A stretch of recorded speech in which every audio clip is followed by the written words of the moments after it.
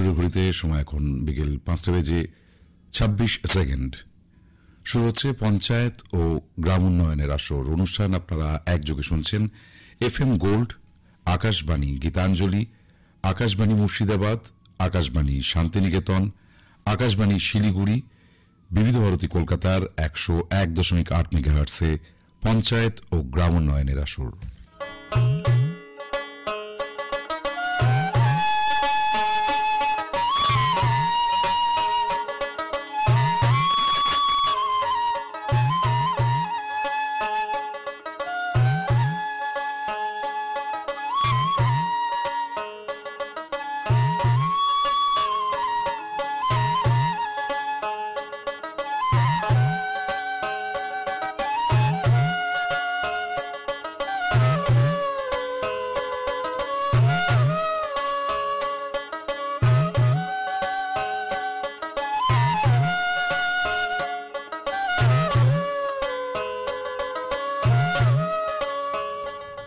নমস্কার, পঞ্চায়েত ও গ্রাম উন্নয়নের আসরে আপনাকে স্বাগত। আমাদের আজকের বিষয় কর্মশ্রী প্রকল্প, আর আমাদের সঙ্গে আজকে স্টুডিওতে আলোচক হিসেবে উপস্থিত রয়েছেন পশ্চিমবঙ্গ সরকারের পঞ্চায়েত ও গ্রাম উন্নয়ন দপ্তরের মাননীয় বিশেষ সচিব শ্রী পার্থ ঘোষ। আপনাকে স্বাগত আমাদের স্টুডিওতে। নমস্কার। আর আপনাদের সঙ্গে রয়েছে আমি মলয় ঘোষ, আর আপনারাও রয়েছেন আমাদের সঙ্গে অর্থাৎ টেলিফোনে 22437912 এবং 22131341। অনুষ্ঠান যেহেতু আপনারা একযোগে শুনছেন FM গোল্ড, আকাশবাণী গীতাঞ্জলি, আকাশবাণী মুর্শিদাবাদ, আকাশবাণী শান্তিনিকেতন, আকাশবাণী শিলিগুড়ি এবং বিবিধ ভারতী কলকাতার 101.8 মেগাহার্টসে FM প্রচার তরঙ্গে। দূরে থাকলে আপনারা 033 যোগ করে 22437912 এবং 22131341 কিন্তু ফোন করতে পারেন। শ্রী ঘোষ, প্রথমেই আপনার কাছে যে প্রশ্ন, কর্মশ্রী নিয়ে আমরা কথা বলছি, ঠিক প্রথমে যেটা জানতে চাইব যে এই কর্মশ্রী প্রকল্পের উদ্দেশ্য কি? কর্মশ্রী প্রকল্পের উদ্দেশ্য নিয়ে বলতে গেলে প্রথমে বলতে হয় যে গ্রামাঞ্চলে আমাদের 100 দিনের কাজের যে প্রকল্প, সেই প্রকল্পে যারা নথিভুক্ত আছেন যেসব পরিবার জব কার্ড নিয়ে, সেই পরিবারগুলোর জন্য যারা কাজ চাইবেন তাদের জন্য বছরে 50 দিনের কর্মসংস্থান নিশ্চিত করা এই প্রকল্পের উদ্দেশ্য। এটাই এক কথায় বলা যায় যে কর্মশ্রী প্রকল্পের উদ্দেশ্য হিসাবে। আচ্ছা, এবং এর সাথে সাথে যেটা জানতে চাইবো আপনার কাছে যে কর্মশ্রী প্রকল্প মানে কবে থেকে চালু হলো? কর্মশ্রী প্রকল্প চালু কথা যদি বলি, এর একটা অতীত আছে, যেটা হচ্ছে যে 2022 সালের মার্চ মাসে আমাদের NRGS প্রকল্প যেটা চলছিল, সেটা যখন কিছু কারণে বন্ধ হয়ে যায়, তখন আমাদের রাজ্য সরকার একটা বিশেষ উদ্যোগ নেন। এপ্রিল মাসে 2022 এপ্রিল থেকে আমাদের যে বিভিন্ন দপ্তরের যে কাজগুলো আছে, যে কাজগুলো বিভিন্ন দপ্তর করে থাকেন, সেখানে তো নানান ধরনের শ্রমিকের প্রয়োজন হয়। কেউ হয়তো অস্থায়ী অদক্ষ শ্রমিক, দক্ষ শ্রমিক বা অর্ধদক্ষ শ্রমিক। তো তাদের মধ্যে যারা অর্ধদক্ষ শ্রমিক, আমাদের যারা 100 দিনের কাজের যারা জব কার্ডধারী পরিবার রয়েছে, সেই সব যে অর্ধদক্ষ শ্রমিক রয়েছে যারা রেজিস্টার্ড হয়ে আছেন জব কার্ডের মাধ্যমে, তাদেরকে এই বিভাগীয় কাজগুলোতে আরও বেশি করে যুক্ত করা, এই ছিল প্রথম দিকে উদ্দেশ্য। পরে এই বছর থেকে 2024-25 সালে, যেটা আমাদের গত যে বাজেট হয় 2024-25 সালের বাজেটে, সেখানে পশ্চিমবঙ্গ সরকার বিশেষ উদ্যোগ নেন যে এই পরিবারগুলোর জন্য যারা কাজ চাইবেন তাদের জন্য বছরে অন্তত 50 দিন কাজ তাদেরকে নিশ্চিত করা। এটাই হচ্ছে কর্মশ্রী প্রকল্পের উদ্দেশ্য, যেটা আমি আগেও বললাম। এইটা এই বছরের বাজেটের মাধ্যমে 2024 এপ্রিল থেকে শুরু হয়েছে এবং সম্ভবত 7ই মার্চ একটা গভর্নমেন্ট নোটিফিকেশন করেন, এবং সেটা আমাদের যে পদ্ধতি আছে, আমাদের রাজ্য সরকারের যে ক্যাবিনেট, যেখানে মন্ত্রিসভার মাননীয় মুখ্যমন্ত্রী অন্যান্য মন্ত্রীরা তারা অনুমোদন করেছেন, এবং 7ই মার্চের ক্যাবিনেট গেজেট নোটিফিকেশন হয়ে 2024 সালের এপ্রিল থেকে কাজ শুরু হয়েছে বলা যায়। মানে এখানে মূলত মানে এই যেহেতু Mahatma Gandhi national rural employment guarantee স্কিমের কথা উঠে আসছে, মানে যতদূর মনে পড়ছে 2006 সালে ফেব্রুয়ারি মাসে আমাদের পশ্চিমবঙ্গের 7টি জেলায় এই 100 দিনের কাজ, মানে national rural employment guarantee scheme, তারপরের বছর হাওড়া জেলায় এবং তারপরে আস্তে আস্তে সমস্ত গ্রামীণ জেলায় এই কাজগুলো শুরু হয়ে গেছিল। এবং আজকে যখন আমরা কর্মশ্রী প্রকল্পের কথা বলছি এবং রেডিওতে প্রথম মানুষ এটা শুনছেন কর্মশ্রী প্রকল্প নিয়ে, আমাদের পঞ্চায়েত ও গ্রাম উন্নয়ন আসর এই পরিসরে জানিয়ে রাখি যে এখন থেকে পঞ্চায়েত ও গ্রাম উন্নয়নের আসর মাসের দ্বিতীয় বৃহস্পতিবার আপনারা শুনবেন বিকেল 5টা থেকে 6টা এই 6টি প্রচার তরঙ্গে। যে Mahatma Gandhi national rural employment guarantee scheme এবং আজকে যে কর্মশ্রী নিয়ে কথা বলছি, এই 100 দিনের কাজের সঙ্গে পার্থক্যটা ঠিক কোথায়? পার্থক্য যদি বলতে হয় তাহলে 2-3টে জায়গাতে পার্থক্যের কথাটা বলতে হয়। এটা হচ্ছে যে মহাত্মা গান্ধী জাতীয় গ্রামীণ কর্মনিশ্চয়তা প্রকল্প, সেখানে আমাদের 100 দিনের কাজের গ্যারেন্টির কথা বলা হয়েছে একটা আইনের মাধ্যমে। আমাদের যেটা প্রকল্প কর্মশ্রী প্রকল্প, যেটা রাজ্য সরকারের বিশেষ উদ্যোগ, সেখানে 50 দিনের কাজ নিশ্চিত করা প্রাথমিকভাবে এটা এখনো পর্যন্ত আছে, এটা একটা। আর আমরা যেটা করছি এর জন্য আলাদা করে কোনো কর্মসূচি বা কোনো কাজ আমরা রূপায়ণ করছি না। আমাদের যে বিভিন্ন বিভাগের যে কাজগুলো হয়, বিভিন্ন দপ্তরের যে নানা রকম উন্নয়নমূলক কাজ হয়, ধরুন পিডব্লিউডি, আমাদের যে হেলথ ডিপার্টমেন্ট, অন্যান্য যে ইরিগেশন ডিপার্টমেন্ট, এরকম নানান যে ডিপার্টমেন্ট আছে, তারা তো প্রচুর কাজ করেন বছরে। সেই কাজগুলোতে এই যারা জব কার্ডধারী পরিবার তাদেরকে যুক্ত করা, এটাই উদ্দেশ্য। এবং আরেকটা তফাৎ যদি বলি, সেটা হচ্ছে যে আমাদের যে মজুরি, মহাত্মা গান্ধী যে এনআরইজিএস প্রকল্প, সেখানে একটা মজুরি নির্দিষ্ট করা আছে। এখানে যেটা আমাদের বলা আছে সেটা হচ্ছে যে বিভিন্ন বিভাগ তাদের যে নির্দিষ্ট নিয়ম, বা আমাদের একটি শ্রম দপ্তর আছে, শ্রম দপ্তরের একটা ওয়েজ রেট প্রতি বছর প্রকাশিত হয়, তার সঙ্গে অর্থ দপ্তরে কিছু নির্দেশিকা থাকে। এই সমস্ত নির্দেশিকা মেনে দপ্তরগুলো যখন কাজকর্ম করেন, তারা যেভাবে মজুরি দেন সেইভাবেই দেবেন। সেখানে আমাদের কর্মশ্রীর পক্ষ থেকে বা কর্মশ্রী স্কিমের এতে এটা কিছু আলাদা করে বলার নেই, তফাৎটা এখানেই। মানে এখানে 100 দিনের কাজে আমরা যেটা দেখেছিলাম যে অদক্ষ, অর্ধদক্ষ, দক্ষ শ্রমিক, এখানে যে যে দপ্তরের যে যে কাজ হবে সেই কাজের জন্য ডেজিগনেটেড যে যে মজুরি রয়েছে সেটাই কর্মশ্রী প্রকল্পে পাবেন। একদম, আপনি ঠিকই বলছেন, তাই। মানে কর্মশ্রী প্রকল্প মানে কোথায় রূপায়িত হবে, বা এই কর্মশ্রী প্রকল্প রূপায়ণ কাদের মাধ্যমে হবে? কর্মশ্রী প্রকল্প রূপায়িত হবে আমাদের প্রত্যেকটা জেলায়। এবং এটা আমাদের সাধারণভাবে একটা ধারণা হতে পারে যে আমরা যেহেতু পঞ্চায়েত দপ্তর গ্রামাঞ্চলে, তা কিন্তু নয়। আমাদের প্রত্যেকটা জেলায় এটা রূপায়িত হবে। এবং তার মধ্যে ব্লক এলাকা, যেটা আমরা গ্রামীণ এলাকা বলি, সেখানেও যেমন হবে, বা পঞ্চায়েত এলাকা বলি, তার সঙ্গে কিন্তু মিউনিসিপ্যালিটি এলাকাতেও এটা রূপায়িত হতে পারে। এটা আমি পরে আসবো কীভাবে মিউনিসিপ্যালিটি এলাকায় রূপায়িত হতে পারে।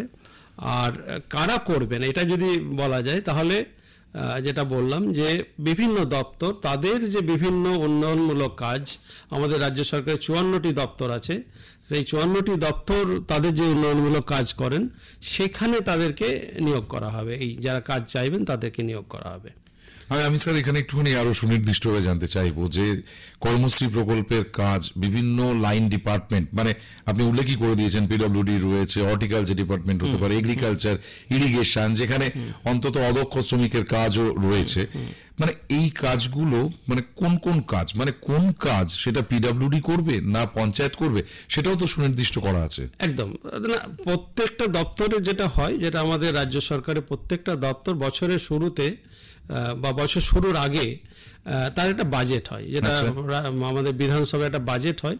সেখানে তাদের আগামী বছরের জন্য কি কাজ করতে যাচ্ছেন তার একটা রূপরেখা থাকে।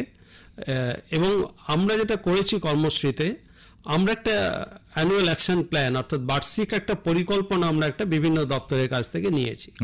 অর্থাৎ প্রত্যেকটা দপ্তর তারা দিয়েছেন আমাদের যে আগামী বছরে বা বর্তমান বছরে তারা যে কাজ করবেন, তাদের যে বিভিন্ন উন্নয়নমূলক কাজ করবেন, সেখানে ক্যালেন্ডার বা মান্থ ওয়াইজ বা মাসিক ভিত্তিতে তারা কোন মাসে কতটা কাজ দিতে পারবেন আর কি অদক্ষ শ্রমিকদের, সেটা আমরা নিয়েছি।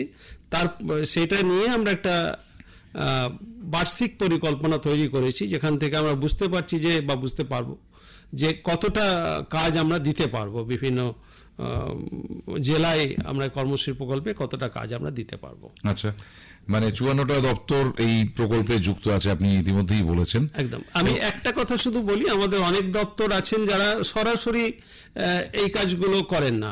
কিছু কিছু দপ্তর আছে, আমি যে দপ্তরগুলোকে যদি একটু ভাগ করি, যেমন বেশ কিছু দপ্তর আছে, যেমন আমাদের অর্থ দপ্তর আছে। অর্থ দপ্তর প্রত্যেকটা দপ্তরকেই তারা অর্থ যোগান, আমাদের যেভাবে নির্দেশিকা আছে সেভাবে অর্থ যোগান, কিন্তু অর্থ দপ্তর সরাসরি এই ধরনের কাজ তো করেন না। আবার কিছু দপ্তর আছেন তারা অন্য দপ্তরের মাধ্যমে কাজ করেন, যেমন স্বাস্থ্য দপ্তর। স্বাস্থ্য দপ্তর কিছু ক্ষেত্রে তারা নিজেরা উন্নয়নমূলক কাজ করেন, কোথাও তাদের হসপিটাল হচ্ছে, কোথাও হয়তো অন্য কোনো হেলথ ক্লিনিক হচ্ছে। আবার অনেক ক্ষেত্রে তারা পিডব্লিউডির মতো ডিপার্টমেন্টকে দিয়ে তারা কাজ করান।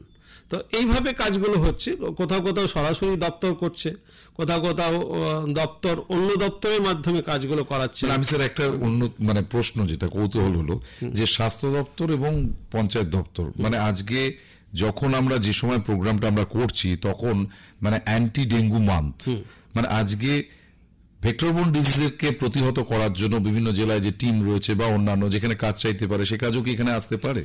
আসতে পারে, সমস্ত ধরনের কাজই আসতে পারে। যেখানে ধরুন বিভিন্ন জব কার্ডধারীরা নিযুক্ত আছেন, তারাই এখানে কিন্তু কর্মসূচিতে আসতে পারেন। মানে তার মানে এই প্রকল্পে সুবিধাভোগী কারা, মানে বেনিফিশিয়ারি কারা, বা সুবিধাভোগী পাওয়ার যোগ্যতাগুলোই বা কি এলিজিবিলিটি ক্রাইটেরিয়া? আমি যদি এইভাবে ব্যাপারটাকে বলি, যে আমাদের এই মুহূর্তে আমাদের যারা জব কার্ডধারী পরিবার, যারা জব কার্ড হোল্ডার, ইংরেজিতে এই কথাটা খুব ব্যবহার করি আমরা, তো এই জব কার্ডধারী পরিবার আমাদের রয়েছেন প্রায় 1,38,00,000। আচ্ছা।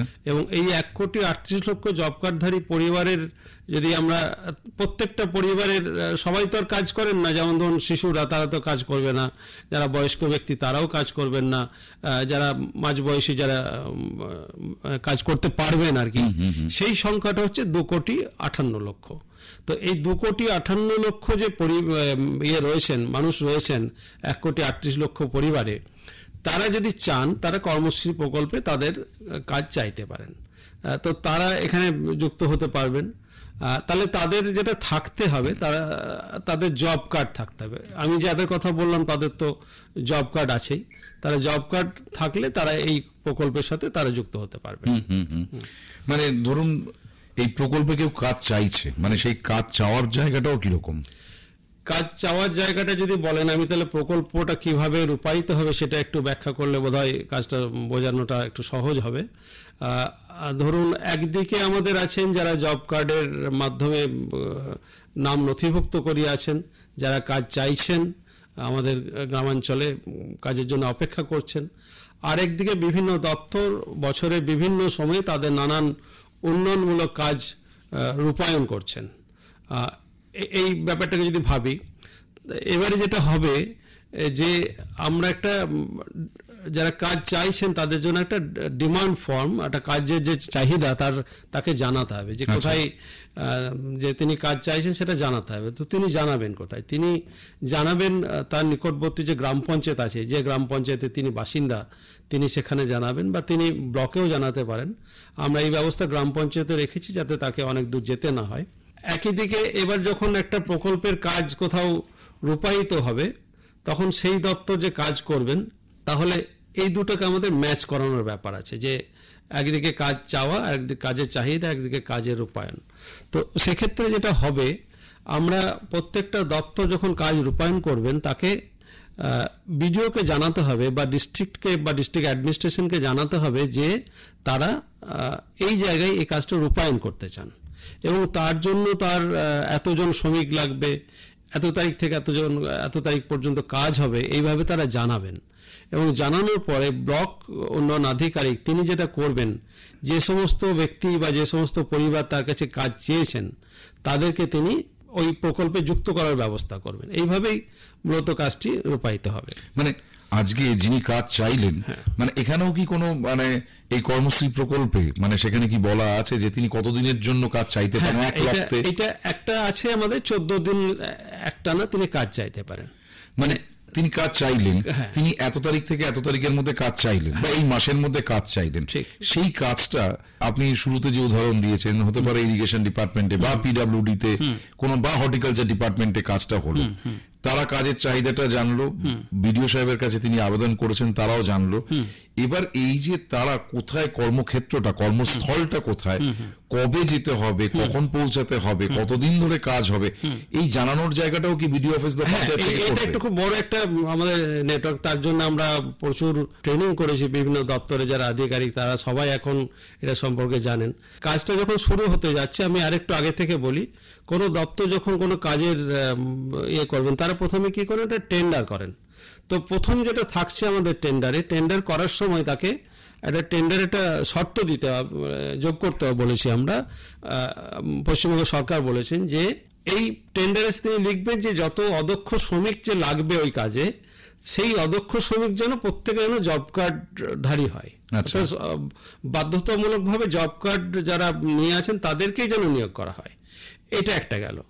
এরপরে ধরুন টেন্ডার হলো, টেন্ডারের পরে একজন কেউ কাজের দায়িত্ব পান, যাকে আমরা বলা হয় সাধারণভাবে ওয়ার্ক অর্ডার দেওয়া। তো একটা কেউ কাজ পেলেন, ধরুন কোনো কন্ট্রাক্টর বা এজেন্সি, তারা কেউ কাজটা পেলেন, তো তিনি কি করবেন, তিনি কোথায় কাজটা করতে যাচ্ছেন। ধরুন কোন একটা ব্লকের, কোন একটা গ্রাম পঞ্চায়েতের কোন একটা গ্রামে একটা হয়তো কোনো স্কুল বাড়ি তৈরি হবে, তো তিনি কাজের দায়িত্ব পেয়েছেন।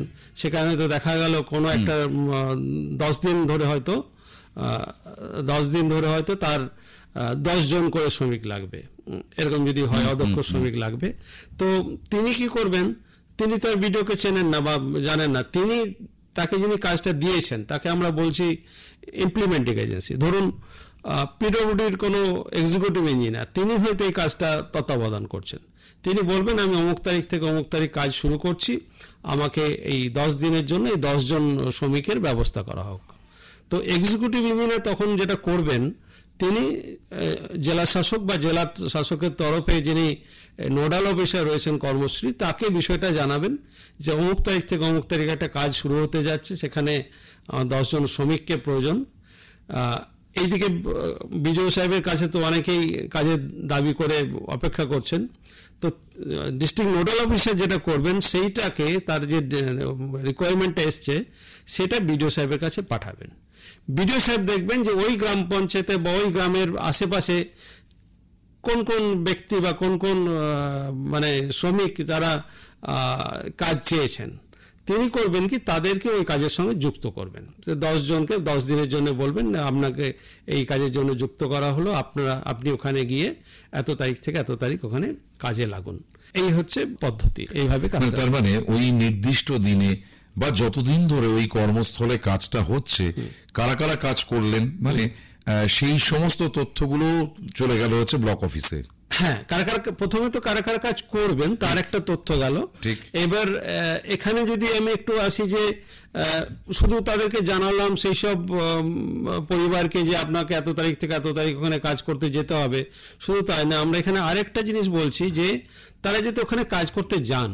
আমরা হয়তো দেখা যাবে 10 জনের মধ্যে 5 জন গেলেন, 5 জন গেলেন না, এটা যেন না হয়, যাতে দপ্তরের কাজ যাতে ক্ষতিগ্রস্ত না হয়। আমরা আমাদের যে এমজি এনআরইজিএস এর যে সেল আছে বা ব্লকে বা গ্রাম পঞ্চায়েতে যেসব এনআরইজিএস এর সঙ্গে যুক্ত কর্মী আছেন, তাদের মাধ্যমে আমরা এটা নিশ্চিত করতে চাই যে তারা কাজ করতে গেলেন। মানে শুরুতে আপনি যেটা বলেছেন যে কর্মশ্রী প্রকল্পে মানে অন্তত 50 দিন যাতে শ্রম দিবস পায়, আবার এটাও দেখতে হবে যে সেই দপ্তরের কাজে যেন ব্যাঘাত না ঘটে। ঠিক তাই, যে এইটা করার জন্য তারা যাতে যান এবং কাজটা যাতে ঠিকভাবে রূপায়িত হয়, সেটার জন্য তারা যাতে ওইখানে কাজ করতে যান, এটাও কিন্তু দেখা আমাদের রয়েছে। শুরুতে যেটা আপনি বললেন যে এই কর্মশ্রী প্রকল্পে প্রাথমিকভাবে তারাই আসছে বা তাদেরই কাজ চাইবেন যাদের জব কার্ড আছে, কিন্তু কোনো শ্রমদানকারীর জব কার্ড না থাকলে সে কি কোনোভাবেই কর্মশ্রীতে মানে অন্তর্ভুক্ত হতে পারবে না? না, জব কার্ড তো আমাদের এখন যা অবস্থা তাতে জব কার্ড চেয়েছেন, জব কার্ড পাননি, এই ব্যাপারটা কিন্তু খুব কমই আছে। অনেকেই জব কার্ড যারা চান তারা পেয়ে যান। এখানে একটা জিনিস বলি, আমাদের যে নিয়ম আছে সেখানে 15 দিনের মধ্যে যদি কেউ জব কার্ড না পেয়ে থাকেন, তাহলে 15 দিনের মধ্যে তাকে জব কার্ড দেওয়ার ব্যবস্থার বিধান আছে। আমাদের গ্রাম পঞ্চায়েতে বা ব্লকে এসে আবেদন করতে পারে, সেই ব্যক্তি আবেদন করতে পারেন, সেক্ষেত্রে আমরা জব কার্ড দেওয়ার ব্যবস্থা করব। এছাড়া আর একটা জিনিস বলার আছে যে আমরা আমাদের যে বিভিন্ন ট্রেনিং প্রোগ্রামে আমরা বিডিও সাহেবদের নির্দেশ দিয়েছি যে তারা যেন 15 দিনের জন্য অপেক্ষা না করে 7 দিনের জন্য তাদের 7 দিনের মধ্যে তাদের জব কার্ড দেওয়ার ব্যবস্থা করেন, যাতে যারা কাজ চাইছেন তারা যাতে শুধু জব কার্ড নেই বলে যারা বঞ্চিত না হন, কাজের সুযোগটা যাতে পান। আমরা কথা বলবো, আমরা যখন জব কার্ড নিয়ে কথা বলছি, প্রকল্পতে কাজ পেতে গেলে কিভাবে কাজ চাইতে হবে, কোনো শ্রমদানকারী জব কার্ড না থাকলে সে কিভাবে কর্মসূচিতে অন্তর্ভুক্ত হবে, জব কার্ড কিভাবে মানে নতুন জব কার্ড দেওয়ার ক্ষেত্রে মানে এই বিষয়গুলো জেলায় কিভাবে কাজটা হচ্ছে, এই মুহূর্তে আমাদের সঙ্গে টেলিফোনে রয়েছেন জলপাইগুড়ি জেলার ডিস্ট্রিক্ট নোডাল অফিসার কর্মশ্রী, আমাদের সঙ্গে রয়েছেন জর্জ লেপচা, আমাদের সঙ্গে রয়েছেন। আপনাকে স্বাগত আমাদের অনুষ্ঠানে। নমস্কার, আমি জর্জ লেপচা বলছি, ডিএনও কর্মশ্রী জলপাইগুড়ি থেকে। আপনার স্পেসিফিক প্রশ্নের উত্তর হচ্ছে, গ্রামীণ এলাকায় বসবাসকারী পরিবারের যেখানে প্রাপ্তবয়স্ক সদস্য বা সদস্যা অদক্ষ শ্রমিক হিসেবে কাজ করতে ইচ্ছুক, এনারা জব কার্ডের জন্য দরখাস্ত করতে পারেন। তো এই দরখাস্ত যখনই করছেন, এখানে বিডিও বা গ্রাম পঞ্চায়েতের একটা দায়িত্ব আছে যে যিনি দরখাস্ত করেছেন ইনি আগে কোন জব কার্ড ওনার জন্য ওনার এগেইনস্টে কোন জব কার্ড ইস্যু হয়েছে কিনা সেটা আগে দেখে নিতে হবে। মানে এরকম কি ব্যাপার, যার মানে কার্ড ছিল তারপরে তিনি বিবাহ বন্ধনে আবদ্ধ হলেন, অন্য কোনো জায়গায় চলে গেলেন, সেক্ষেত্রে এরকম ভাবে খোঁজা হয়? এটা ঠিক বললেন আপনি যে একজন মহিলা অন্য কোনো গ্রাম থেকে বা অন্য পরিবার থেকে বিয়ে হয়ে এখানে স্বামীর বাড়িতে এসছে, ঠিক, অবশ্যই ইনি প্রাপ্তবয়স্ক একজন সদস্য, একজন মহিলা হবেন নিশ্চয়ই। তো এনার নামটা যিনি যে পরিবারে উনি একজন নতুন সদস্য হিসেবে আসলেন, এই পরিবারের যদি জব কার্ড অবশ্যই থাকারই কথা, এই জব কার্ডে এই ভদ্র মহিলার নামটা আমরা সংযোজন করতে পারবো, করা উচিত। আচ্ছা, এটাতে উনি কর্মশ্রীতে যোগদান করতে পারবেন। আচ্ছা, আর প্রাপ্তবয়স্ক এবং অদক্ষ কাজ করতে ইচ্ছুক যিনি, মানে তারাও পাবেন? হ্যাঁ, ওনারাই পাবেন। কাজ করতে ইচ্ছুক হতে হবে আর অদক্ষ শ্রমিক হিসেবে কায়িক কাজ করার জন্য ইচ্ছুক হতে হবে। ঠিক। আচ্ছা, আর আরেকটা যদি একটু বলেন যে কাজ করার ক্ষেত্রে তাকে তো একটা নির্দিষ্ট ব্যাংক অ্যাকাউন্টও জমা দিতে হবে? অবশ্যই, কেননা ওনার যেটা পেমেন্ট হবে কাজের বাবদ, ওনার পেমেন্টটা অ্যাকাউন্টে হবে, এই জন্য ওনাকে ব্যাংক অ্যাকাউন্ট যদি না থাকে তাহলে অ্যাকাউন্ট খুলে ওর ব্যাংক অ্যাকাউন্টের ডিটেইলসটাও জমা দিতে হবে। মানে শ্রী ল্যাপচা যদি একটু বলেন যে এই যে যদি কোনো একটা পরিবার অন্য কোনো গ্রাম পঞ্চায়েতে স্থানান্তরিত হয় তাহলে সেক্ষেত্রে নতুন জব কার্ড প্রদান করা যেতেই পারে? হ্যাঁ, সেটা আছে। ঠিক। নতুন ধরুন আমি একটা উদাহরণ দিয়েই বলছি, একটা পরিবার একটা গ্রাম পঞ্চায়েতের নাম বললাম, ধরুন খাগড়াবাড়ি গ্রাম পঞ্চায়েতের বাসিন্দা ছিলেন, স্থায়ী বাসিন্দা। নিশ্চয়ই। ইনি খাগড়াবাড়ি গ্রাম পঞ্চায়েত থেকে স্থানান্তরিত হয়ে ধরুন ময়নাগুড়ি গ্রাম পঞ্চায়েতে গেলেন, তো সেক্ষেত্রে এনাকে ময়নাগুড়ি গ্রাম পঞ্চায়েত এলাকায় গিয়ে নতুন জব কার্ডের জন্য অ্যাপ্লাই করতে হবে, দরখাস্ত করতে হবে, এনাকে জব কার্ড দেওয়া হবে। আচ্ছা, তিনি পাবেন। এবং জবে তিনি আবেদন করছেন সেই আবেদনের দিন থেকে 15 দিনের মধ্যে যখন মানে একটা প্রিলিমিনারি একটা যাচাই করা উচিত। আমি যেটা প্রথমে বলতেছিলাম যে এনার নামে দরখাস্ত করবেন ঠিকই, আমরা এটা চাই না যে ওখানে কোনো ডুপ্লিকেট জব কার্ড ইস্যু হোক, তো প্রিলিমিনারি একটা যাচাই করে নিতে হবে আগে ওনার নামে ইস্যু হয়েছে কিনা। যদি না হয়ে থাকে আর সব দিক থেকে যদি ঠিক থাকে শর্তগুলো, তাহলে এনাকে যেদিন দরখাস্ত করেছেন তার 15 দিনের মধ্যে এই পরিবার যিনি দরখাস্তকারী ওনার হাতে জব কার্ডটা তুলে দিতে হবে। অনেক অনেক অনেক ধন্যবাদ আপনাকে। নমস্কার নেবেন। নমস্কার, ধন্যবাদ। আমরা কথা বলছিলাম জলপাইগুড়ির ডিএনও সাহেব, যিনি আমাদের সঙ্গে কথা বললেন, শ্রী জর্জ লেপচা আমাদের সঙ্গে কথা বললেন, এবং এই নতুন জব কার্ডের প্রসঙ্গে যেগুলো কথাগুলো উঠে এসেছিল আমাদের আলোচনার মধ্যে দিয়ে জেলায় ঠিক কিভাবে হচ্ছে তার একটা শব্দচিত্রের মাধ্যমে আমরা তার একটি উদাহরণ পেলাম। শ্রী ঘোষ, এখানে যেটা জানতে চাইবো যে এই যে কাজ শুরুতে আপনি বলেছিলেন পরে বলবো, আমরা মিউনিসিপ্যালিটির কথাটা শব্দবন্ধ আপনার মুখ থেকে নির্গত হয়েছিল, ঠিক সেই জায়গা থেকে যে গ্রামীণ এলাকার জন্য নাকি না মিউনিসিপ্যালিটির কাজও কি এর মধ্যে চলে আসবে, যেটা আপনি শুরুতে একটুখানি বলেছিলেন? আমি প্রথমে বলেছিলাম, যেটা আপনিও বলছেন, যে এই কাজ আমাদের সারা রাজ্য জুড়েই হবে, পঞ্চায়েত এলাকা এবং মিউনিসিপ্যালিটি এলাকাতে। এখন এর সঙ্গে 2-3টে বিষয় চলে আসে যখন আমরা এই আলোচনায় ঢুকি। প্রথমত জব কার্ড নিয়ে যে আলোচনাটা আমরা করলাম, জব কার্ড কাদের কাছে আছে? যারা গ্রামাঞ্চলে এই জব কার্ডধারী পরিবারগুলো রয়েছে। তাহলে মিউনিসিপ্যালিটিতে কাজ কিভাবে হবে, এটা একটা প্রশ্ন আসতেই পারে।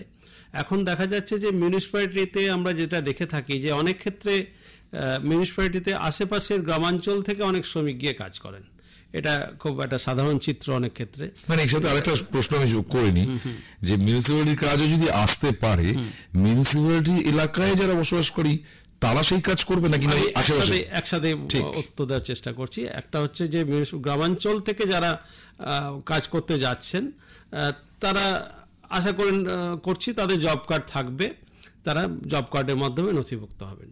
তো সেই সব এলাকায় যে মিউনিসিপ্যালিটি এলাকায় যে কাজগুলো হবে, গ্রামাঞ্চল থেকে যারা জব কার্ড পরিবারগুলো যাচ্ছেন তারা কাজ করবেন, এটা একটা। দ্বিতীয় কথা হচ্ছে যে মিউনিসিপ্যালিটি এলাকায় যারা কাজ করতে চান, মিউনিসিপ্যালিটির বাসিন্দা, তাহলে তাদের জন্য কি করব? তাদের জন্য তো জব কার্ড নেই। এখানে আমাদের যে নির্দেশিকা পশ্চিমবঙ্গ সরকার জারি করেছেন, যেটা আমি বললাম যে 7ই মার্চ, সেখানে একটা ব্যবস্থা করা আছে যে আমরা তো তাদেরকে বঞ্চিত করতে পারি না। তাদের এলাকায় কাজ হচ্ছে, তারা কাজ পাবেন না, এটা তো নয়। তো তাদের জন্য জব কার্ড নেই, তারা অবশ্যই কাজ করবেন। পাশাপাশি যারা গ্রামাঞ্চল থেকে গিয়ে কাজ করবেন তাদের যেন জব কার্ড থাকে, এটা আমরা এখানে বলতে চাইছি। কাজেই এই প্রকল্প গোটা রাজ্য জুড়েই হবে, মিউনিসিপ্যালিটি এলাকাতে হবে। মিউনিসিপ্যালিটি এলাকায় যখন হচ্ছে, মিউনিসিপ্যালিটি মানুষও কাজ করবেন, যেহেতু তাদের জব কার্ড নেই সেক্ষেত্রে আমাদের কিছু হয়তো করার থাকছে না, কিন্তু গ্রামাঞ্চল থেকে যারা যাবেন তাদের যেন জব কার্ড থাকে, এটা আমরা বলতে চাইছি। তার মানে কর্মশ্রী প্রকল্পে জব কার্ডধারীরা তারা কাজ চাইবেন, বিডিও সাহেবের কাছে কাজ চাইবেন? একদম, বিডিও সাহেবের কাছে শুধু নয়, তারা গ্রাম পঞ্চায়েতও কাজ চাইতে পারে। আর কাজ যখন চাইবেন, যখন কাজ আসবে, তখন সেই অফিসে, সংশ্লিষ্ট অফিস থেকে তাদেরকেও জানানো হবে কোন ডিপার্টমেন্টে কাজ রয়েছে, কোথায় কাজ রয়েছে, কখন কোথায় পৌঁছাতে হবে। সেটাও কাজ যেদিনকে শুরু হবে তার কতদিনের আগে? 3 দিন আগে জানানো হবে, যাতে পুরো যে এই যে চেনটা, পুরো যে এটা যাতে কাজ করে। মানে আগের দিন আমি কেউ জানলেন, তার দেখা গেল তিনি হয়তো সেদিন কোনো আত্মীয়ের বাড়ি গেছেন, এরকম যেন না ঘটে। যে এই জন্য যাতে কাজের জায়গাটা ক্ষতিগ্রস্ত না হয়, তার জন্য আমরা বলেছি যে 3 দিনের আগে সবাই সবটা জেনে যে এত তারিখ থেকে এত তারিখ কাজ হচ্ছে, আমাকে যেতে হবে কাজ করতে, সেটা যাতে হয়। এই যে কর্মশ্রী প্রকল্পে যে কাজ হবে, সেক্ষেত্রে কাজের জায়গায় কি যারা কাজ করবেন তাদের কি জব কার্ড নিয়ে যেতে হবে?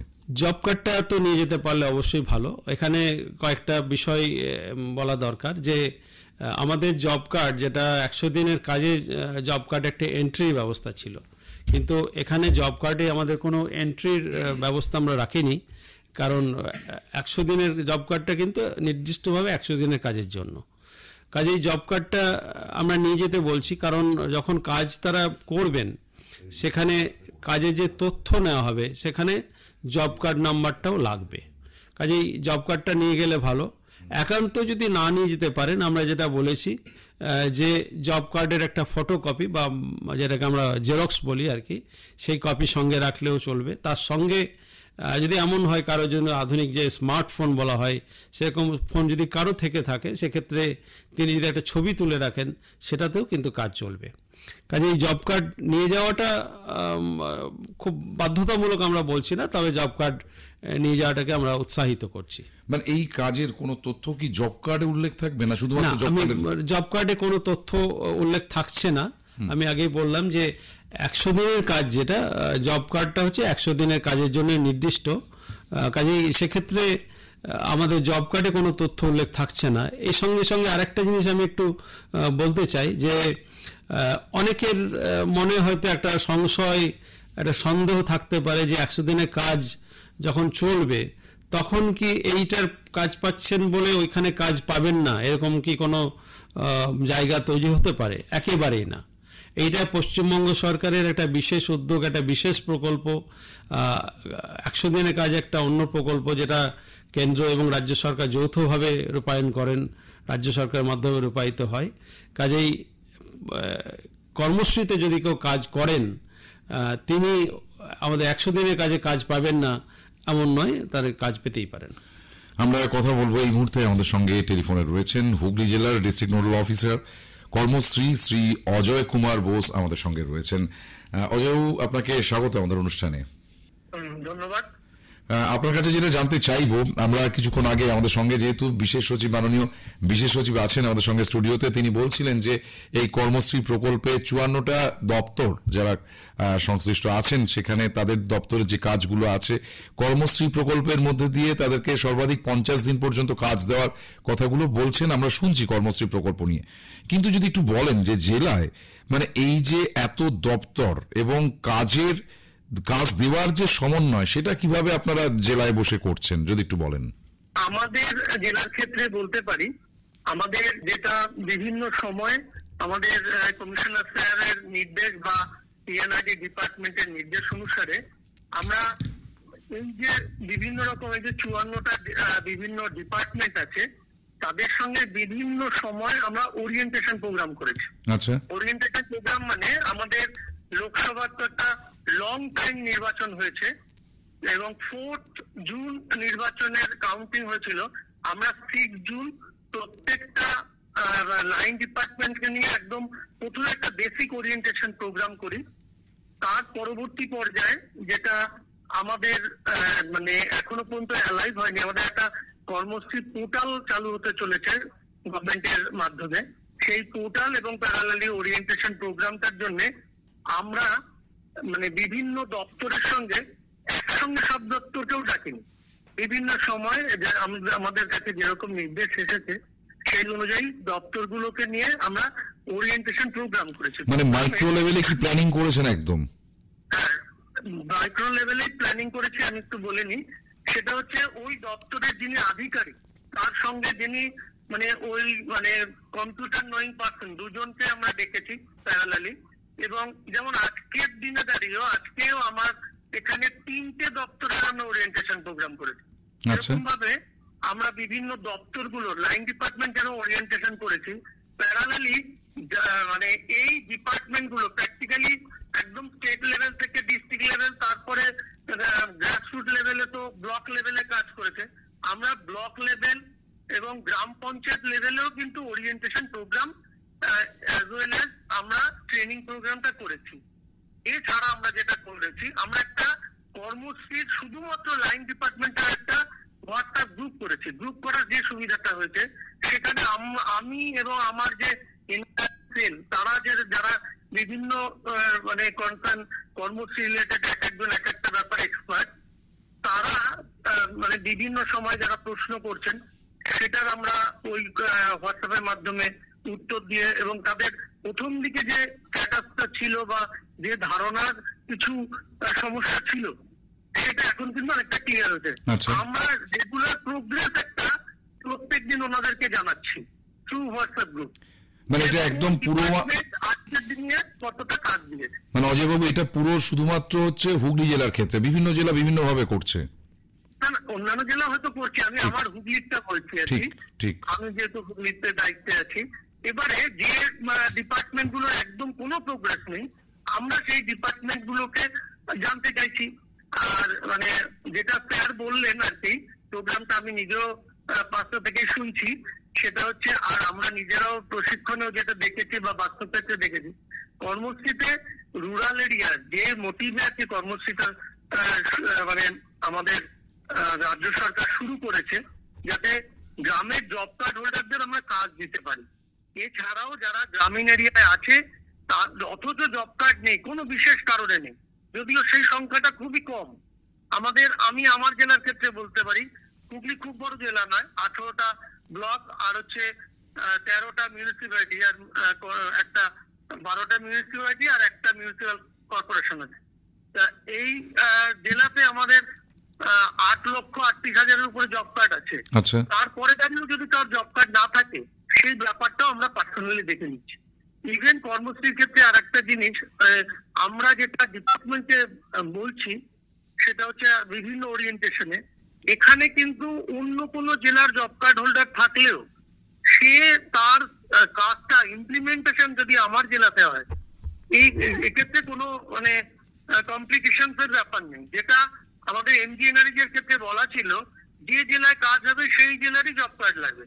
এক্ষেত্রে কিন্তু আমার এই জেলাতে যদি মালদা মুর্শিদাবাদের কোনো লেবারকে নিয়ে কোনো একটা ডিপার্টমেন্ট কাজ করে এবং তার যদি সে যদি জব কার্ড হোল্ডার হয় বা নাও হয়, রুরাল এরিয়া রেসিডেন্ট হয়, তার জব কার্ডের অ্যারেঞ্জমেন্টও আমরা করে দেওয়ার ব্যবস্থা করছি বা চেষ্টা করছি। আচ্ছা, আরেকটি অজয়বাবু আরেকটি কথা জিজ্ঞেস করব, যে এই যে ধরুন যে সময়ের মধ্যে দিয়ে আমরা যাচ্ছি, বর্ষার সময়, মানে কোনো প্রাকৃতিক দুর্যোগ বা অন্য কোনো কিছু থাকলে আপনারা তার জন্য কি বিভিন্ন ডিপার্টমেন্টে যে কাজের চাহিদা যেগুলো রয়েছে সেই অনুযায়ী তো কাজ দেওয়া হচ্ছে, সেক্ষেত্রে কি কোনো আপনারা প্রস্তুতি নিচ্ছেন? প্রস্তুতি বলতে আমরা বিভিন্ন ডিপার্টমেন্টের সঙ্গে কথা বলেছি। প্রথম কথা হচ্ছে মানে প্র্যাকটিক্যালি আমাদের এখানে এখনো সেই অর্থে বর্ষা শুরু হয়নি, তবে আমরা বিভিন্ন ডিপার্টমেন্ট এসডিও বিডিওদের সঙ্গে আলাদা আলাদা করে মিটিং করছি এবং বর্ষার সময় যে কাজগুলো বর্ষার সময় সম্ভব সেই কাজগুলোর উপরে আমরা ফোকাস করতে বলেছি। এবং দেখুন, তখন তো 54টা ডিপার্টমেন্টই সমানভাবে কাজ দিতে পারবেন না, ঠিক। তখন আমরা যেটা করব, যে ডিপার্টমেন্ট গুলো বর্ষার সময় কাজ করতে পারবে, যেমন ধরে নিন এই যে খাল সংস্কারের কাজ, তারপরে বিভিন্ন জায়গায় আমাদের মানে নদীমাতৃক রাজ্য আর কি, কম বেশি অনেকগুলো জেলার সঙ্গেই বিভিন্ন নদীর অ্যাটাচমেন্ট আছে, আমাদের হুগলিতেও আছে। সেক্ষেত্রে সেখানে ওই খাল সংস্কারের কাজটা বা সেই খালটাকে করার জন্য বা মানে যে বালির বস্তা দিয়ে যে বাঁধ দেওয়াটা, এই সংক্রান্ত কাজকর্মগুলোর উপরে আমরা ফোকাস করছি, নাম্বার 1। নাম্বার 2 হচ্ছে, দেখুন রেইনি সিজনে ব্ল্যাকটপ বাদে কনস্ট্রাকশনের এমন অনেক কাজ হতে পারে, ধরুন বৃষ্টিটা যে সময় থামলো তারপরে কাজটা শুরু করলো। তাছাড়া কনস্ট্রাকশন বা ওই কনসার্ন ডিপার্টমেন্ট অনুযায়ী তাদের কিন্তু ইন হাউস অনেক রকম কাজ থাকে। আমি একটা এক্সাম্পল দিয়ে আপনাকে বলতে পারি বা বোঝানোর চেষ্টা করতে পারি। ধরে নিন একটা কনস্ট্রাকশনে কাজ হবে, কনস্ট্রাকশন পোর্শনের ইট মানে বালি সিমেন্ট মাখানো কাজটা হয়তো প্রবল বৃষ্টির সময় হতে পারবে না, কিন্তু মানে ইনসাইডে যে রড বাইন্ডিং এর কাজটা কিন্তু হতে পারবে, তার কিন্তু লেবারটা আমাদের কর্মসূচিতে কাজটা করতে পারবে। এটা এক্সাম্পল দিয়ে বললাম। এই ধরনের প্ল্যানিংটা আমরা এখন থেকে শুরু করেছি এবং আশা করছি বর্ষার সময় আমাদের কাজটা খুব বেশি হ্যাম্পার করবে না। এছাড়া যেটা স্যার বললেন, আমাদের বেশ কিছু আছে, যেমন যারা গ্রাম পঞ্চায়েতের এই ডেঙ্গুর একটা টিম আছে আমাদের, ভিসিটি টিম, এই ভিসিটি টিমের 15 জন আছে, বা আমাদের সেলফ হেল্প গ্রুপে যারা কাজ করছেন, তারা অনেক রকম কাজ আছে যেগুলো বর্ষার সময় ইন হাউসে করতে পারে। আমরা সেটার ব্যাপারে মাইক্রো প্ল্যান করছি, যাতে করে এই মানুষগুলো বর্ষার দিনেও কাজ পেতে পারে। শেষ প্রশ্ন আপনার কাছে, মানে আমাদের মাননীয় বিশেষ সচিব যেটা বলেছিলেন যে কোনো দপ্তরের কাজ সেটা যেমন সেই এলাকায় ব্লক বা পঞ্চায়েত থেকে তাকে কাজ শুরুর 3 দিন আগে যেমন জানানো হবে, কাজে তিনি গেলেন না, এই যে মনিটরিং বা একটা ফিডব্যাক এই নেওয়ারও ব্যবস্থা থাকছে তো? অবশ্যই আমাদের মাইক্রো লেভেলে, আমাদের গ্রাম পঞ্চায়েত লেভেলে এক্সিকিউটিভ অ্যাসিস্ট্যান্ট আছে, নির্মাণ সহায়ক আছে এবং জিআরএস ভিএলই আছে। আমরা তাদেরকেও মানে টাইম টু টাইম ওরিয়েন্টেশন করছি এবং মানে অলমোস্ট এভরিডে, এবং অন্তত অল্টারনেটিভ ডেতে ভিসি মোডে হোক বা কারোর কোনো সমস্যা থাকলে তাকে ডেকে আমরা করছি। এবং তারা যেরকম গ্রাসরুটে দেখছে, আমাদের ব্লক লেভেলে এমজিএনআর যে টিম আছে, সেই টিম মানে রেগুলার করছে, মনিটরিং করছে এবং তাদেরকে পরিষ্কার বলা হচ্ছে, একবার কাজ অ্যালট করার পরে আপনি যদি না কাজে যান, আপনাকে কাজ দেওয়াটা যেরকম গভর্নমেন্টের উদ্দেশ্য, প্যারালালি আমাদের তো ডেভেলপমেন্টের বিষয়টাও দেখতে হবে বা কনসার্ন ডিপার্টমেন্টকে দেখতে হবে, সেটা আমরা এনশিওর করার অবশ্যই চেষ্টা করছি। অনেক অনেক ধন্যবাদ আপনাকে আমাদের সময় দেওয়ার জন্য। নমস্কার নেবেন। আমরা কথা বলছিলাম হুগলি জেলার district nodal officer Karmashree Shri Ajay Kumar বোসের সঙ্গে আমরা কথা বলছিলাম। শ্রী ঘোষ, আমরা ফিরে আসি যে জায়গায় উনি একটা কথা বলছিলেন যে কাজ যখন হবে সেই কাজের তথ্য থাকলো এবং একটা পোর্টালের কথা উনি উল্লেখ করেছিলেন, এবং সেই সঙ্গে উনি আরেকটা কথা বলেছিলেন যে অন্তত 50 দিন পর্যন্ত কাজ, এবং আরও একটি সংযোজন যে অন্য কোনো জেলার মানুষ এসে কাজ করবেন। মানে আজকে হুগলি জেলায় কাজ হচ্ছে, হুগলি জেলায় কাজটা করতে গিয়ে পাশের কোনো জেলা থেকে কেউ যদি চলে আসে, হাওড়া থেকে যদি যায়, সেখানে কাছাকাছি অ্যাডজাসেন্ট ডিস্ট্রিক্ট যেহেতু, মানে সেটা কিভাবে মানে এই পোর্টাল সম্বন্ধে যদি ছোট্ট করে বলেন এবং কিভাবে দেখা যাবে সেই জায়গাটাও যদি একটু বলেন। পোর্টালের ব্যাপারে একটু পরে আসছি, তার আগে যেটা আমাদের হুগলির যিনি ডিস্ট্রিক্ট নোডাল অফিসার বললেন যে আমাদের যেটা রাজ্যে যে বিভিন্ন দপ্তরের কাজ আছে সেখানে অনেক ক্ষেত্রে যেটা হয় যে যারা কাজ দায়িত্ব পান সেই কন্ট্রাক্টর বা এজেন্সি, দেখা যায় যে তারা কাজটা করানোর জন্য তাদের একটা কিছু বিভিন্ন শ্রমিক আছেন যাদেরকে নিয়ে কাজটা করতে তারা স্বচ্ছন্দ, এটা একটা হয়ে থাকে। সেই গ্রুপ অফ ওয়ার্কার্স তাদেরকে নিয়ে তিনি কাজটা করেন। অনেক ক্ষেত্রে কিছু পার্টিকুলার জেলা আছে, সেই সব জেলা থেকে অনেক মানুষ অন্য জেলায় কাজ করতে যান। এখন আমরা যেটা বলছিলাম এতক্ষণ যে বিডিও সাহেবের কাছে কাজ চাইবেন, বিডিও সাহেবকে জানাবেন যে অমুক জায়গায় কাজ শুরু হতে যাচ্ছে, বিডিও সাহেব তার কাছে যারা কাজের জন্য আবেদন করেছেন তাদেরকে সেখানে কাজের জন্য পাঠাবেন। এর বাইরে তারা যারা বাইরে থেকে কাজ করতে আসছেন, অন্য জেলা থেকে কাজ করতে আসছেন, কন্ট্রাক্টর তাদের হয়তো নিয়ে আসছেন, যেহেতু তিনি অনেক দিন ধরে তাদের সঙ্গে কাজে স্বচ্ছন্দ, তাহলে তারা কি বঞ্চিত হবেন? তাদের কি আমরা বলবো যে না না আপনাদের কাজে লাগানো যাবে না? এমনটা নয়, আমাদের এখানে সেই ব্যবস্থাও আছে।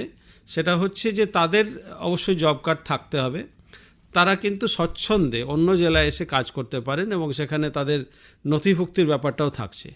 এই নথিভুক্তির ব্যাপারটা যদি বলি তাহলে আমি আগে মজুরির ব্যাপারটা একটু বলে নিই। আগেও বলেছি একবার যে যখন মজুরি দেওয়া হবে তখন বিভিন্ন দপ্তর তাদের যে নির্দিষ্ট নিয়ম আছেন সেই নির্দিষ্ট নিয়ম ধরে যারা কন্ট্রাক্টর কাজ করাচ্ছেন তারা মজুরি দেবেন।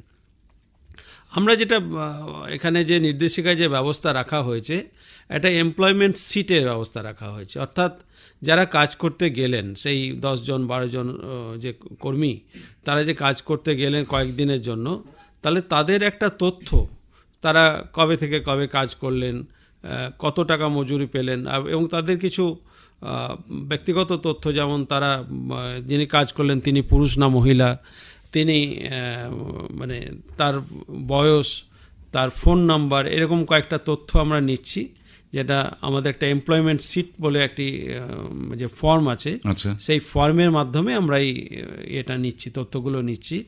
এবং যে পোর্টালের কথা অজয় বলেছেন, সেই পোর্টাল, আমাদের এই নতুন পোর্টাল শুরু হতে যাচ্ছে, যে পোর্টালের মাধ্যমে আমরা নথিভুক্ত করব এটাকে, সেই পোর্টালের আমরা এই তথ্যগুলোকে রাখবো। আমাদের স্যার অনেকক্ষণ ধরে একটি টেলিফোন রয়েছে, আমরা দেখি না কে আছেন আমাদের সঙ্গে। 22437912 কে আছেন আমাদের সঙ্গে? নমস্কার। নমস্কার, আমি বুদ্ধ বলছি, বুদ্ধদেব রায়। কোথা থেকে বলছেন? আমি ব্যারাকপুর 1 ব্লক থেকে বলছি। বলুন। বলছি আমার স্যারের কাছে একটি প্রশ্ন ছিল যে স্যার, আমি যেহেতু একজন গ্রাম পঞ্চায়েতের কর্মী, তো গ্রাম পঞ্চায়েতে কর্মসূচিতে স্যার কি ভূমিকা আছে যদি একটু বলেন। গ্রাম পঞ্চায়েতের কর্মসূচিতে ভূমিকা বলতে গেলে আমি 3টে জায়গা আপনাকে বলবো বা আপনাদেরকে বলবো। একটা হচ্ছে প্রথমত জব কার্ড। যেই জব কার্ড দেওয়ার ক্ষেত্রে গ্রাম পঞ্চায়েতে একটা বড় ভূমিকা থাকে। জব কার্ড নিয়ে আমরা অনেক আলোচনা করেছি আজকেও। সেখানে হচ্ছে যে যদি কেউ জব কার্ডের জন্য আবেদন করেন, তাহলে তাকে আমাদের নিয়ম অনুযায়ী 15 দিনের মধ্যে তাকে জব কার্ড দেওয়ার ব্যবস্থা করতে হবে। যেখানে আমরা এই প্রকল্পটা, যেহেতু আমি বারবার বললাম যে কাজ যাতে ক্ষতিগ্রস্ত না হয় তার জন্য আমরা সর্ববিধ ব্যবস্থা রাখতে চাইছি। চেষ্টা করতে হবে গ্রাম পঞ্চায়েতকে যাতে 7 দিনের মধ্যে যা তদন্ত বা এনকোয়ারি করে জব কার্ডটা দেওয়া যায়, এটা একটা। দ্বিতীয়ত হচ্ছে কাজের যে ডিমান্ড লোকে প্লেস করবেন, ডিমান্ড যে জানাবেন, কাজের যে চাহিদা আছে, আমি কাজ চাইছি এটা জানাবেন 1 নম্বর ফর্মে। সেই 1 নম্বর ফর্মগুলোকে যথাযথভাবে যারা দিতে আসবেন তাদের কাছ থেকে নেওয়া, সেটাকে লিপিবদ্ধ করা এবং বিডিও সাহেবের কাছে পাঠানো, যাতে যে পোর্টালের কথা আমি একটু আগে বললাম সেই পোর্টালে তাদের নামটা উঠে থাকে, যাতে কাজ যখন আসবে সেই এলাকায় তারা যাতে কাজ পেতে পারেন, এটা একটা। আর তৃতীয় যেটা বলবো সেটা হচ্ছে খুবই গুরুত্বপূর্ণ, যে তার নাম ঢুকলো, তিনি কাজ চেয়েছিলেন, কাজে তাকে অ্যালট করা হলো, কিন্তু তাকে যে কাজের জায়গায় পাঠানো সেটা কিন্তু একটা খুব গুরুত্বপূর্ণ কাজ। আমরা যদিও বিভিন্ন ব্যবস্থা রেখেছি, যে যেমন ধরুন যেখানে কাজ হবে তাকে 3 দিন আগে জানানো হবে যে আপনি ওখানে কাজ করতে যান, তাকে SMS-ও করা হবে, কিন্তু তাকে ব্যক্তিগতভাবে যদি জানানো যায় ফোন করে যে আপনি জেনেছেন তো অমুক জায়গায় আপনাকে কাজের জন্য করা হয়েছে, আপনি অমুক তারিখ থেকে অমুক তারিখ ওখানে কাজ করতে যাবেন। এইগুলো যদি করতে পারা যায় তাহলে সমন্বয় সাধনের কাজটা অনেক ভালো হতে পারে। মানে কাজের আগে একটা একটু প্রস্তুতি, যাতে সবটা যাতে ঠিকঠাক জায়গায় থাকে। আমরা স্যার কথা বলবো, আমাদের সঙ্গে এই মুহূর্তে টেলিফোনে রয়েছেন বাঁকুড়া জেলার district nodal officer Karmashree Shri Shubhadip Palit আমাদের সঙ্গে রয়েছেন। শুভদীপ বাবু, স্বাগত আপনাকে আমাদের অনুষ্ঠানে।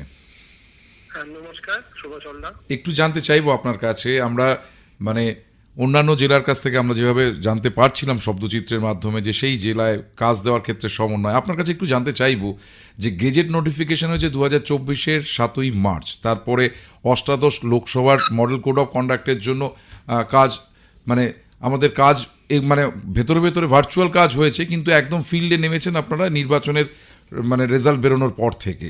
ঠিক এই মুহূর্তে একদম প্রাথমিক পর্যায়ে কর্মশ্রী প্রকল্পের যে ট্রেনিং, তার যে পরিকল্পনা, গাইডলাইন, পোর্টালের প্রস্তুতি ঠিক কিভাবে বাঁকুড়া জেলায় অনুষ্ঠিত হতে চলেছে বা হচ্ছে এই মুহূর্তে, সেই জায়গাটা যদি একটু আমাদেরকে বলেন। আমাদের 4 তারিখে যখন রেজাল্ট ডিক্লেয়ার হলো, তারপরে 6 তারিখে আমাদের এমসিসি উঠে গেল, তারপরেই আমরা জোর কদমে এই কাজের জন্য লেগে পড়লাম।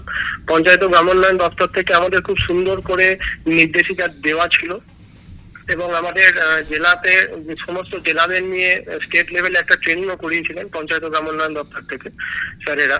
তারপর আমরা ফেরত এসে আমরা প্রতিটা লাইন ডিপার্টমেন্টকে নিয়ে আমরা বসি, তাদের প্রতিজনের একজন করে ডেটা এন্ট্রি অপারেটর আমরা তাদেরকে নিয়োগ করতে বলি, মানে তাদেরকে আমরা ঠিক করতে বলি।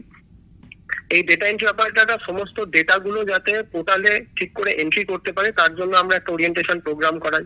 প্রতিটা ডিপার্টমেন্টের যারা হেড আছেন, যেমন শিক্ষা দপ্তর, সংখ্যালঘু দপ্তর, স্বাস্থ্য দপ্তর, সামাজিক সুরক্ষা দপ্তর, খাদ্য সরবরাহ দপ্তর ইত্যাদি আরো যে সমস্ত ডিপার্টমেন্টগুলি আছে, তাদেরকে নিয়ে আমরা আমাদের জেলা শাসকের উপস্থিতিতে এবং তার লিডারশিপে আমরা 3-4টে মিটিং করি।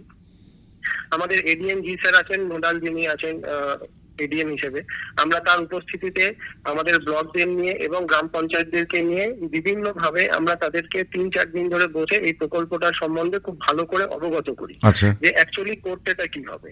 কারণ অনেকের কাছেই এই কোয়েশ্চেনটা আসছিল যে কিভাবে এটা রূপায়িত হবে, কাজটা অ্যাকচুয়ালি কি হবে, টাকা কিভাবে পাবে, অনেকের কাছে অনেক কিছু প্রশ্ন ছিল।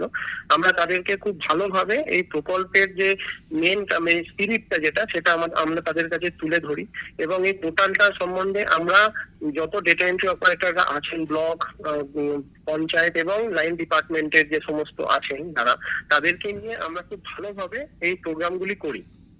যাদের বুঝতে অসুবিধা আছে তাদেরকে আমরা দ্বিতীয়বার ট্রেনিং করাই। আমরা ভিসি মোডে করিয়েছি, ফিজিক্যাল মোডে করিয়েছি এবং ডেটাটা যে এন্ট্রি হবে, যে কোথায় জব কার্ড নাম্বারটি দিতে হবে, অ্যাভারেজ পার্সেন্টেজটা কিভাবে তারপর আসছে, কি করে ওয়েজটা, মিনিমাম যে ওয়েজটা আছে সেটা কোথায় এন্ট্রি হবে, এই সমস্তগুলো আমরা নির্দেশিকা অনুযায়ী তাদেরকে জানাই। আচ্ছা, অনেক অনেক অনেক ধন্যবাদ আপনাকে। নমস্কার নেবেন। Thank you.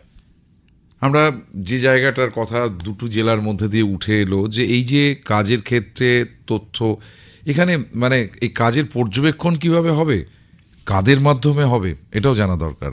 একটা বিষয় দেখুন, আমাদের তো এখন অনেকটা পরিষ্কার হয়েছে সবার কাছেই যে কাজটার যে রূপায়ণ সেটা দপ্তর করছেন। কাজটার গুণগত মান, কাজ কিভাবে কাজ এগোবে বা কোথায় কি করতে হবে কাজের ক্ষেত্রে, এর সঙ্গে রয়েছে যে জব কার্ডধারী শ্রমিক তারা ওখানে কাজ পাচ্ছেন।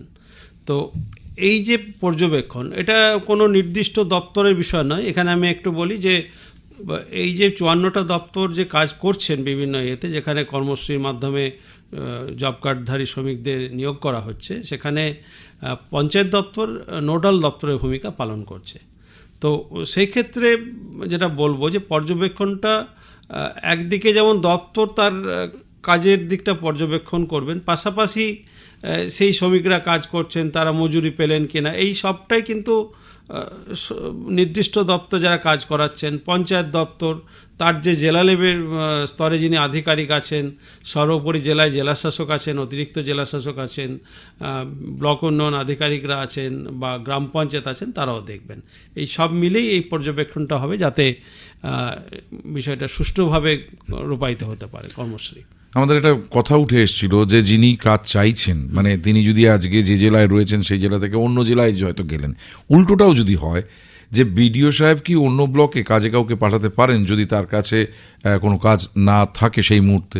না, এখানে একটা বিষয় বলার আছে যে যখন কাজের যে চাহিদা তার কাছে আসছে তিনি তার পোর্টালে এটা নথিভুক্ত করছেন, তো স্বাভাবিকভাবে আমরা তার ব্লকের মধ্যেই সীমাবদ্ধ থাকবে, এটা সাধারণ বিষয়। এখন দেখা গেল যে পাশের ব্লকে হয়তো খুব বড় একটা কাজ হতে যাচ্ছে, হতেই পারে কোনো রাজ্য সরকারের কোনো একটা বড় প্রকল্প সেই ব্লকে রূপায়িত হতে যাচ্ছে, সেখানে অনেক একটা বেশি সংখ্যক কর্মীর দরকার আছে, তখন স্বাভাবিকভাবে সেই সমন্বয়টা জেলা শাসক বা মহকুমা শাসক তারা করে এই ব্লকের শ্রমিকদের তারা ওখানে কাজে পাঠালেন, এটা সম্ভব, এটা কোথাও আটকাচ্ছে না। আচ্ছা, আর এর পাশাপাশি যদি একটুখানি অন্য রাজ্যের লোকের প্রসঙ্গ এসেছিল, মানে ইন্টার ডিস্ট্রিক্ট, এবার যদি মানে অন্য স্টেট যদি হয়, এখনই সেই বিধানটা নেই। এখন আমরা রাজ্যের যারা কাজ পাচ্ছেন না বা রাজ্যের যারা কাজ করতে চাইছেন তাদের জন্যই এই ব্যবস্থা, এই কর্মশ্রী প্রকল্প। এখনই আমরা রাজ্যের অন্য রাজ্যের মানুষকে এটাতে আনতে পারছি না। তবে একটা জিনিস আমরা এই কর্মসূচি বা এর যে প্রস্তুতি নিতে গিয়ে দেখেছি, বা আমরা যখন জেলায় বিভিন্ন আধিকারিকের সাথে বা কর্মীদের সাথে কথা বলেছি, আমরা যেটা দেখতে পেয়েছি যে অনেক ক্ষেত্রে হয় যে আমরা যেমন বললাম যে ব্লক এলাকার মানুষ গিয়ে মিউনিসিপ্যালিটি এলাকায় কাজ করেন, তেমনি আশেপাশের রাজ্য থেকেও কিছু মানুষ এসে কাজ করেন, তবে তাদের নাম আমরা নথিভুক্ত করা বা তাদের কাজের ব্যবস্থা করা সেটা অন্তত বর্তমানে কর্মশ্রীর মধ্যে নেই। মানে এখানে শুরুতে যেটা বলেছিলেন এলিজিবিলিটি ক্রাইটেরিয়া বা যোগ্যতা কর্মশ্রী প্রকল্পে আসার ক্ষেত্রে, মানে একই পরিবারের একাধিক লোক কি এই প্রকল্পে একসঙ্গে কাজ করতে পারে? তো হ্যাঁ, কোনো বাধা নেই, এইটুকু বলা যায় যে আমাদের যে গেজেট নোটিফিকেশন হয়েছে সেখানে কোনো বাধা নেই। তবে আমরা একটা কথা বলছি যে কাজের জায়গাটা যে অনেক মানুষ আছেন, আমি একসময় বললাম যে আমাদের প্রায় 2,58,00,000 মানুষ আছেন যারা জব কার্ড হোল্ডার, তাদের যে জব কার্ডের নাম আছে, এবং 1,38,00,000 মতো আমাদের জব কার্ড রয়েছে। তো এই 2,58,00,000 মানুষের যদি আমরা কাজ দিতে চাই, যারা কাজ চাইবেন, তো সেক্ষেত্রে আমরা যেটা বলেছি বা বলছি যে যদি একটা পরিবারের একজনই অ্যাট এ টাইম কাজ চান, যদি একটা পরিবারে 3 জন কাজে লেগে গেলেন পাশাপাশি, আর একটা পরিবারে কেউ কাজ পাচ্ছে না, এই ব্যাপারটা যাতে না ঘটে। আমরা বিভিন্ন যে ওরিয়েন্টেশন প্রোগ্রামের কথা আমাদের আধিকারিকরা বললেন ফোনের মাধ্যমে, তারাও দেখবেন এটি বলেছেন যে বিডিও সাহেবদের যখন আমরা বলেছি যে বিভিন্ন পরিবারকে যাতে কাজ দেওয়া যায়, যাতে একটা সামঞ্জস্য থাকে, সেটা আমরা চেষ্টা করতে বলেছি। মানে যে কাজ, মানে গত যে অর্থ বছর আমরা পার করে এলাম 23-24 যে অর্থ বছরে, সেখানে ঠিক মানে কত শ্রম দিবস তৈরি হয়েছে? হ্যাঁ, আমি প্রথমে যখন বলা শুরু করেছিলাম, আমরা আলোচনা শুরু করেছিলাম, তখন আপনি দেখবেন যে 22 সালের পর থেকেই, অর্থাৎ 22-23, 23-24, এখন আমরা 24-25 অর্থবর্ষে আছি, এই দুটো বছরে কিন্তু এই কাজটা হয়েছে। এই বছরের তফাৎটা কোথায়? এই বছরে পশ্চিমবঙ্গ সরকারটি কর্মসূচির নাম দিয়েছেন এবং একটা বিশেষ উদ্দেশ্যকে সামনে রেখেছেন যে প্রত্যেকটা পরিবার যারা জব কার্ড নিয়ে আছেন, তাদের যারা কাজ চাইবেন তারা যাতে 50 দিন কাজ পান। তো গত বছরেই যে এটা নিয়েছিলাম আমরা, উদ্যোগ রাজ্য সরকার নিয়েছিলেন, সেখানে কিন্তু অনেকটা ভালো কাজ দেওয়া গিয়েছিল। প্রায় 27,49,00,000 শ্রম দিবস এই যে বিভিন্ন দপ্তরের কাজের মাধ্যমে সৃষ্টি করা গিয়েছিল, এবং 64,31,000 পরিবার নয়, ব্যক্তি আর কি, তারা কাজ পেয়েছিলেন। এবং আমরা যেটা অ্যাভারেজ পার্সেন্টেজ বলি, অর্থাৎ এই যে পরিবারগুলো কাজ চেয়েছিলেন প্রায় 43 দিন, বছরে যেটা 43 দিন পর্যন্ত তারা কাজ কিন্তু পেয়েছিলেন। মানে পরিসংখ্যানের দিক থেকে যেটা এখন আমরা করতে চাইছি 50 দিন, অন্তত 50 দিন, যেটা আমাদের একজন ডিস্ট্রিক্ট নোডাল অফিসার বলেছেন, এটা অন্তত 50 দিন যাতে কাজ পান, সেটা আমরা চাইছি। মানে 1,38,00,000 যে পরিবারের কথা, মানে তার মধ্যে 2,58,00,000 যে যারা কাজ চাই, জব কার্ড হোল্ডার যারা রয়েছেন, তার মধ্যে প্রায় 64,00,000 তারা এই কাজটা করেছেন গত অর্থ বছরে। একদম। আমরা একদম অনুষ্ঠানের শেষের দিকে চলে এসেছি, একদম সবশেষে যেটা জানতে চাইবো যে প্রত্যেকটা প্রকল্প, সেই প্রকল্পটা যাতে সুষ্ঠুভাবে রূপায়িত হয়, কিন্তু তারও তো একটা গ্রিভেন্স রিড্রেসাল মেকানিজম থাকে, অভিযোগ বিধানের নিষ্পত্তি যে জায়গা, মানে এই প্রকল্পে সেটা কীরকম আছে? প্রকল্পের যেটা গ্রিভেন্স রিড্রেসাল বা আমরা যেটা অভিযোগের নিষ্পত্তির যে ব্যাপারটা, এখানে আমি দুটো দিক আবার বলবো, যে একটা হচ্ছে প্রকল্পের দিকটা, যে প্রকল্প রূপায়ণ, প্রকল্প কিভাবে হবে, তার যে গুণগত মান, সেটা কিন্তু সেই ডিপার্টমেন্টের নিজস্ব বিষয়। আমরা যে জায়গাটা মানে কর্মশ্রীর মধ্যে রেখেছি বা আছে, সেটা হচ্ছে যে যারা কাজ চাইলেন তারা ধরুন কাজ পেলেন না, নির্দিষ্ট দিনে দেখা গেল কাজ হচ্ছে না, বা হয়তো দেখা গেল যে মজুরি তিনি পেলেন না, বা অন্য কোনো অসুবিধা তৈরি হলো, সেখানে তার অভিযোগ জানানোর বিধান আছে। অভিযোগ তিনি যে কোনো জায়গায় জানাতে পারেন। আমাদের যে সরকারি ব্যবস্থা রয়েছে, যেমন গ্রাম পঞ্চায়েতে জানাতে পারেন, ব্লকে জানাতে পারেন, মহকুমা শাসকের কাছে জানাতে পারেন, আমাদের জেলা শাসক যারা রয়েছেন তাদের অফিসে জানাতে পারেন, এমনকি আমাদের পঞ্চায়েত দপ্তরেও তারা জানাতে পারেন। আর কিভাবে জানাবেন, এটা একটা স্বাভাবিক প্রশ্ন, আমাকে চিঠি লিখতে হবে কি না, যে এক্ষেত্রে অনেকগুলো রাস্তা রয়েছে। চিঠি তো লিখতেই পারেন, ইমেলের কথা বলবো, কিন্তু সব মানুষ ইমেল করবেন যারা এই কাজ চাইবেন, তারা আমরা আশা করি না। আমাদের একটা সরাসরি মুখ্যমন্ত্রীর যে ফোন নাম্বার আছে, সেখানে তারা ফোন করে জানাতে পারেন। এরকম নানাবিধভাবে তারা জানাতে পারেন। আমরা পঞ্চায়েত দপ্তরের একটি ব্যবস্থা রয়েছে, সেখানে তারা জানাতে পারেন। এই যে কোনোভাবে তারা অভিযোগ জানাতে পারেন। ফোনে ধরুন তার কাছে হয়তো গ্রাম পঞ্চায়েতের ফোন নাম্বার আছে, বা হয়তো ব্লকের কোনো ফোন নাম্বার আছে, তিনি সেখানে ফোন করে অভিযোগ জানাতে পারেন। মানে সেক্ষেত্রে সংশ্লিষ্ট বিডিও সাহেব যিনি রয়েছেন, বা যে পোর্টালের কথা আমাদের আলোচনা হচ্ছিল, মানে সেই কাজ পাননি বা টাকা পাননি, বা তথ্য যেহেতু সেখানে আপলোড করা রয়েছে, সেই নিরিখে পরবর্তী ক্ষেত্রে তারা যাতে আবার কাজের সুযোগ পায়, সেই জায়গাটাও ভেবেচিন্তে দেখা। তার যে অভিযোগের যে নিষ্পত্তি, সেটা আমরা নির্দিষ্টভাবে করার চেষ্টা করব। মানে এই মুহূর্তে আমাদের গ্রামীণ 22টা জেলা এবং সব জায়গায় এই কাজটি চলছে রাজ্য জুড়ে। অবশ্যই চলছে, বিভিন্ন জায়গায় কাজ চলছে। এবং আমাদের যেটা আলোচনায় উঠে এলো, যে আমাদের যে লোকসভা নির্বাচনের জন্য প্রাথমিক দিকে এপ্রিল মে মাস এবং জুন মাসের প্রথম দিকে কাজ অনেকটাই হয়ে উঠতে পারেনি, কারণ কাজ হতে গেলে তার যে একটা ওয়ার্ক অর্ডার হয়, তার যে আগে কিছু টেন্ডার প্রসেস আছে, সেগুলো করা যায় না, যেটা মডেল কোড অফ কন্ডাক্ট বা আদর্শ আচরণবিধির জন্য, তার জন্য কাজটা হয়ে উঠতে পারেনি। কিন্তু ভোটের পর, বা বিশেষ করে বলবো যে জুনের দ্বিতীয়ার্ধে থেকে কাজটা কিন্তু গতি লাভ করেছে এবং মানুষ কাজ পাচ্ছে না। মানে আমরা যেটা দেখলাম যে অষ্টাদশ লোকসভা নির্বাচনের পর পরবর্তী ক্ষেত্রে এই কর্মশ্রী প্রকল্পের ক্ষেত্রে সমস্ত জেলার ডিএনওদেরকে আপনারা কলকাতায় একটি অনুষ্ঠান সম্মেলন করেছেন, সেখানে ঠিক কিভাবে কাজ করতে হবে না করতে হবে সবকিছু বুঝিয়েছেন। এখানেও কি এই সুযোগটা থাকবে যে কোনো একটা জেলা সে ভালো কাজ করছে, তার কোনো সাকসেস স্টোরি সেটা অন্য জেলায়, মানে প্রত্যেকটা জেলায় যাতে সমান দক্ষতায় এগিয়ে আসতে পারে, তার কোনো প্রয়াস? হ্যাঁ, অবশ্যই। আমরা তো আমাদের বিভিন্ন জেলায় শুধু আমাদের দপ্তরে যারা আধিকারিক, যে ডিস্ট্রিক্ট নোডাল অফিসার বা তার টিম নয়, আমাদের যে বিভিন্ন ডিপার্টমেন্ট যে কাজ করেন, তাদের যে বিভিন্ন স্তরের অফিসার, তারা জেলা লেভেলের অফিসার আছেন, সাব ডিভিশন, ব্লক, তাদেরকে প্রত্যেককে আমরা ওরিয়েন্টেশন করছি। ওরিয়েন্টেশন মানে এই নয় যে তাকে আমরা বলে একটু বুঝিয়ে ছেড়ে দিলাম, তার যে তিনি যাতে কর্মসূচির মধ্যে ঢোকেন এবং কর্মসূচিকে নিজের মতো করে নেন, সেই এটা প্রয়াস আমরা চালিয়েছি। পাশাপাশি যেখানে ভালো কাজ হবে, নিশ্চয়ই সেই তাদের সেই কাজের মূল্যায়ন করে আমরা তাদের এর ব্যবস্থা করব। আমরা শেষ করব আমাদের অনুষ্ঠান, সময় একদম শেষ। অনুষ্ঠান আপনারা একযোগে শুনছিলেন FM গোল্ড, আকাশবাণী গীতাঞ্জলি, আকাশবাণী মুর্শিদাবাদ, আকাশবাণী শান্তিনিকেতন, আকাশবাণী শিলিগুড়ি এবং বিধভারতী কলকাতার 101.8 মেগাহার্টজে। আমরা ফিরে আসব আগামী মাসের 8ই জুলাই, প্রতি মাসের দ্বিতীয় বৃহস্পতিবার বিকেল 5টা থেকে 6টা শুনতে পাবেন পঞ্চায়েত ও গ্রাম উন্নয়নের আসর। যাদের প্রশ্ন থাকলেও আপনারা অবশ্যই চিঠি দিতে পারেন।